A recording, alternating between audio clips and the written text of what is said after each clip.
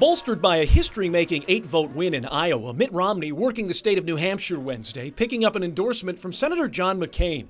While Romney worked the Granite State, South Carolina GOP Chair Chad Conley pitching South Carolina as the ultimate proving ground for the GOP hopefuls 17 days out from the First in the South primary. For 30 years now, we have picked the eventual nominee on the Republican side, and we're legitimate. This has become tradition here, and our voters have a high expectation of getting to know candidates. Thank you so much, Iowa. And that means an effective meet-and-greet ground game in South Carolina. Rick Santorum, coming off a surprising second-place finish in Iowa, has visited the Palmetto State more than anyone, ahead of Newt Gingrich and Romney, 26 times in all.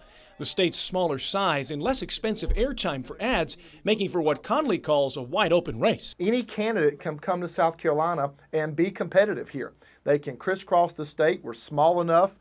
We have a lot of venues. The race in South Carolina really is going to focus on who can attract what we use in shorthand as the conservative, primarily strong religious voters. Who will catch fire with voters here, though, remains to be seen. The last polls out of South Carolina showed Newt Gingrich as the frontrunner, but those numbers are now several weeks old.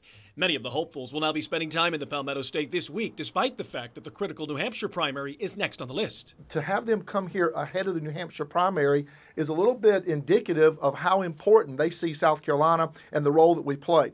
Once again, I'm convinced we're going to be the most important state in this entire process.